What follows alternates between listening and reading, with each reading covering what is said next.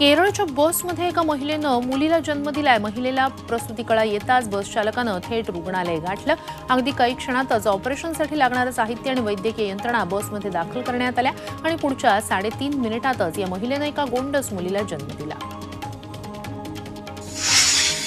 राज्याची पहिली राजधानी असलेल्या किल्ले राजगडावर दुर्ग संवर्धन मोहीम राबवण्यात येते।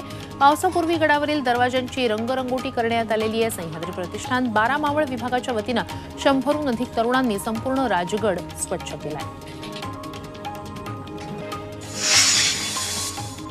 नॅशनल टेस्टिंग एजन्सी 6 जून 2024 रोजी सीमॅट 2024चा निकाल जाहीर करणार आहे। प्राधिकरणानं 15 मे 2024 रोजी सीमॅट परीक्षा 2024 2 शिफ्टमध्ये आयोजित केलेली होती आणि लाखो उमेदवार या परीक्षेसाठी बसले होते। एमपीएससी राज्यसेवा पूर्व परीक्षेच्या तारखेत बदल करण्यात आलेला आहे। 6 जुलै। अमृत नोनी गॅस्ट्रिन, अपचन, ऍसिडिटी, गॅस्ट्रबल ह्यापैकी तुम्हाला कुठलाही गॅस्ट्रिक प्रॉब्लेम झाला, उपाय एकच, अमृत नोनी गॅस्ट्रिन। जुलैला होणारी राज्यसेवा पूर्व परीक्षा रद्द झाली आहे। आता ही परीक्षा 6 जुलैऐवजी 21 जुलैला घेतली जाणार आहे। यासाठी 31 मे ते 7 जून पर्यंत अर्ज दाखल करता येणार आहेत। स्पर्धा परीक्षा समन्वय समितीनं ही माहिती दिली आहे। पंढरपुरातील विठुरायाच्या गाभाऱ्याचं आणि चौखांबाचं सुंदर मनोहर रूप समोर आलंय।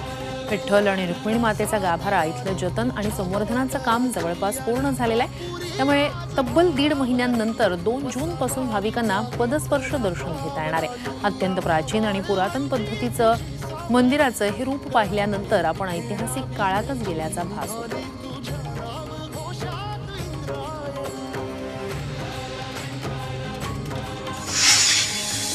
संत मुक्ताई यांच्या 727व्या अंतर्धान सोहळ्यासाठी पांडुरंगाच्या पादुकांचं मुक्ताईनगरकडे प्रस्थान झालेलं आहे। मंदिराचे विश्वस्त रवींद्र भैया पाटील हे पादुका घेऊन जाणार आहेत। आषाढी वारी तोंडावर आलेली असतानाच वाखरी पंढरपूर पालखी महामार्गाचं काम मात्र रखडलंय। प्रशासनाकडून पाहणी करण्यात आली आहे। या मार्गावरील 2 पूल अपूर्ण आहेत। सिमेंट कॉन्क्रीटचं कामही अर्धवट आहे। हे काम अपूर्ण राहिलं तर वारकऱ्यांची कसरत होण्याची शक्यता आहे।